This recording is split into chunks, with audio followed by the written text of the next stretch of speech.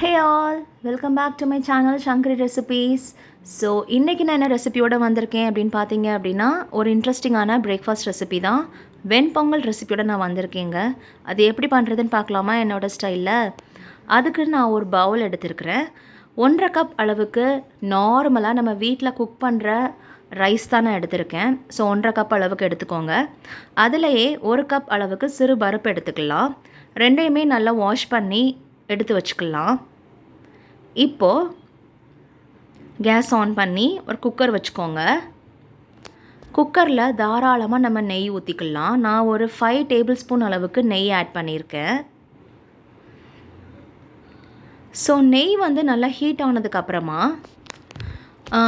ஒரு 1 இன்ச் அளவுக்கு இஞ்சியும் அப்புறமா ஒரு 4 to 5 பல் பூண்டையும் குட்டி குட்டியாக சாப் பண்ணி எடுத்து வச்சுக்கோங்க. இப்போது குக்கர் நல்லா ஹீட் ஆயிடுச்சு. நெய் ஆட் பண்ணிக்கலாம்.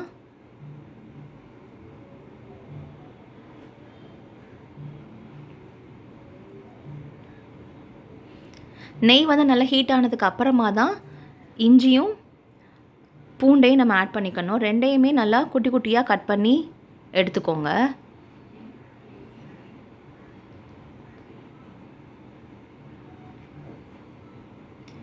ஸோ எங்கள் வீடியோ பிடிச்சிருந்துச்சு அப்படின்னா கண்டிப்பாக லைக் பண்ணுங்கள், ஷேர் பண்ணுங்கள், கமெண்ட் பண்ணுங்கள், மறக்காமல் சப்ஸ்கிரைப் பண்ணிடுங்க.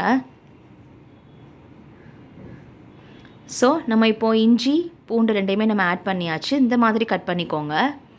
ஸோ இது வந்து நல்லா ஒரு ப்ரௌன் கலர் சேஞ்ச் ஆனதுக்கு அப்புறமா நான் எப்பயுமே பார்த்திங்கன்னா மிளகு ஜீரகம் வந்து முழுசாக போட மாட்டேன். அதை வந்து பவுட்ரு பண்ணி வச்சுருப்பேன். அதை தான் நான் போட்டுப்பேன். ஏன் அப்படின்னா சாப்பிடும் போது நமக்கு எந்த டிஸ்டர்பன்ஸும் இல்லாமல் இருக்கும். அதனால தான். அது உங்களோட விஷ் தான்.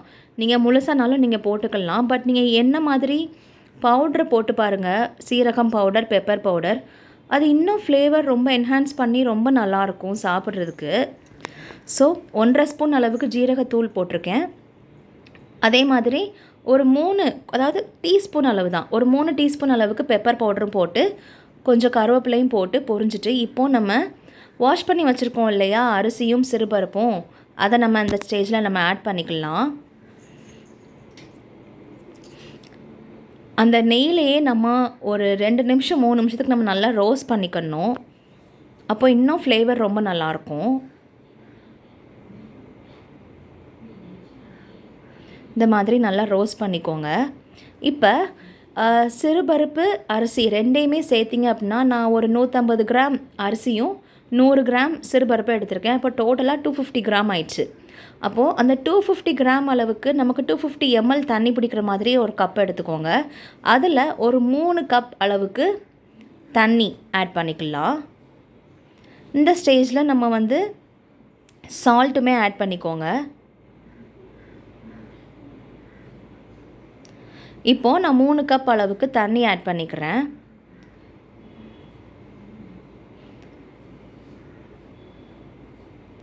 தண்ணி ஆட் பண்ணிவிட்டு கொஞ்ச நேரம் கழித்து லாஸ்ட்லேயும் நம்ம ஒரு டச்சுக்கு 1 ஸ்பூன் அளவுக்கு நெய்யும் ஆட் பண்ணிக்கலாம்.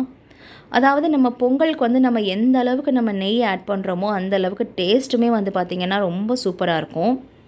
ட்ரஸ்ட் மீ, திகட்டாது கண்டிப்பாக.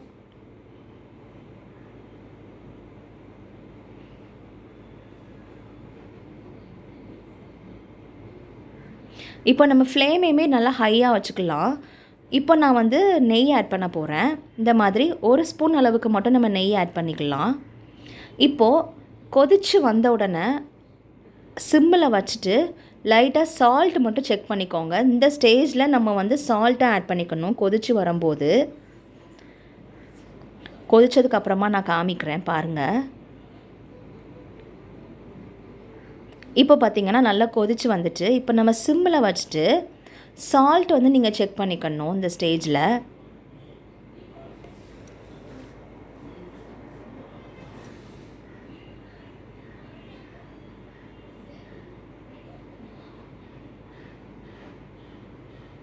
எனக்கு தேவைப்பட்டுச்சு, நான் கொஞ்சோண்டு ஆட் பண்ணிக்கிட்டேன். நீங்களும் தேவைப்பட்டுச்சுன்னா கொஞ்சம் ஆட் பண்ணிக்கோங்க அந்த டைமில். இப்போது நம்ம வந்து குக்கர் மூடி வச்சு விசில் போட்டுக்கலாம். என்னடா மேலே எல்லோ கலரில் இருக்கேன்னு நினைக்காதீங்க. நான் இதுக்கு முன்னால் வந்து டிஃபன் சாம்பார் பண்ணேன். ஸோ அந்த குக்கரை தான் நான் அப்படியே பொங்கலுக்கு நான் யூஸ் பண்ணிக்கிட்டேன். ஸோ விசில் வந்து பார்த்திங்கன்னா நான் சிம்மில் வச்சு ஒரு 1/4 மணி நேரம் விசில் வரணும் வரலங்கிறத நீங்கள் கவுண்ட் பண்ண வேண்டாம். சிம்மில் வச்சு 1/4 மணி நேரம் அதான். ஸோ இப்போ பார்த்திங்கன்னா சூப்பராக வெந்து வந்திருக்கு. இப்போ பார்க்கும்போது விதையாக இருக்க மாதிரி இருக்கும். நான் வந்து அதை மிக்ஸ் பண்ணும்போது பாருங்கள் நல்லா குழைவாக இருக்கும் பொங்கல். அப்படியே பார்த்திங்களா, உங்களுக்கே பார்க்கும்போதே தெரியும்னு நினைக்கிறேன். இந்த மாதிரி நல்லா குழையாக இருந்தால் தான் அந்த பொங்கல் சாப்பிட்றதுக்கு ரொம்ப நல்லாயிருக்கும். ஸோ அவ்வளோதாங்க. நெக்ஸ்ட் வீடியோவில் பார்க்கலாமா? பாய் அண்ட் டேக் கேர்.